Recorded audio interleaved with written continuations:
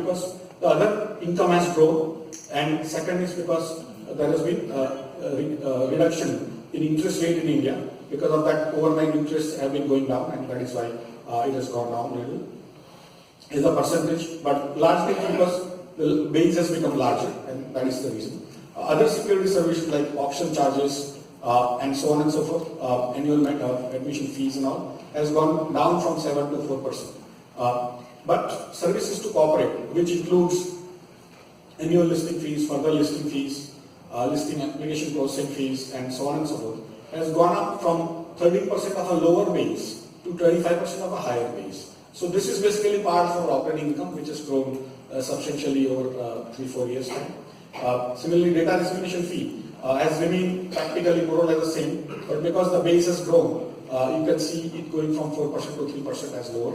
And income from investment and deposit, which is part of our own income, our own funds which are there in our balance sheet, have gone down from 38 to 29%, largely due to two reasons. One is the income from other operating activities have gone up, and second, the interest rates have come down, and probably third is that we reduced our membership deposits from 1 crore to 10 lakhs, and because of that, we had to return almost 300 crores to our members who had put in 1 crore rupees earlier, and we had to then basically bring them down to 10 lakh rupees. So we had to return almost 300 crores, which has reduced our treasury income by a little bit. But effectively, what you can observe is that our operating income has gone up substantially, and our treasury income has gone down substantially as a percentage of our overall income. Basically, why BSE is important is basically it represents India in many ways. India has to grow at the pace it is growing. It will require a lot of funds to be collected, a lot of investments to be made in mutual funds and equities, in many other instruments, including corporate bonds and so on and so forth. And so the GDP, if it grows, the growth of the markets is sort of going to be there. There are a lot of foreign funds which are interested in Indian markets because it's a highly growing activity. So that's where the fund flow into the Indian market, especially equities, has been reasonably stable and consistent over almost 20 years now.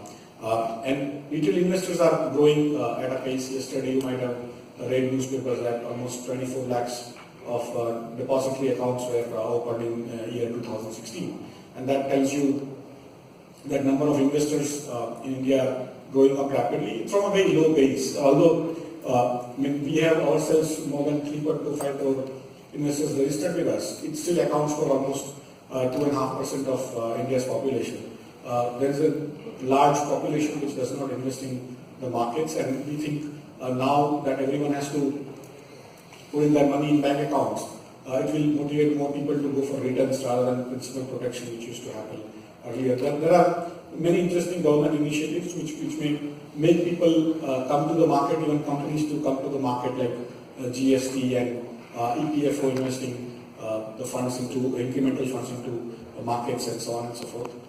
India is predominantly a young country, and so people will require to save for their future in terms of their own future education, their children's education, retirements and so on and so forth. And that's where basically the demographic dividend. One is they earn more and then they save more.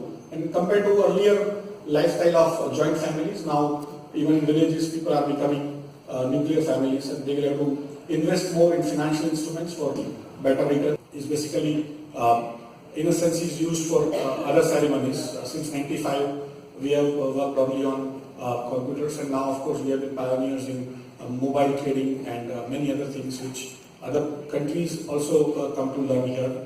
Our technology on the trading side from 2039 is basically what we call open source. It's Linux and MySQL based. It reduces our cost, but it also helps us get a scale which is very, very large. Today our average response time is 6 microseconds. In 1 second there are a million microseconds. So we give you response time at 150,000 of a second, which is pretty fast from world standards.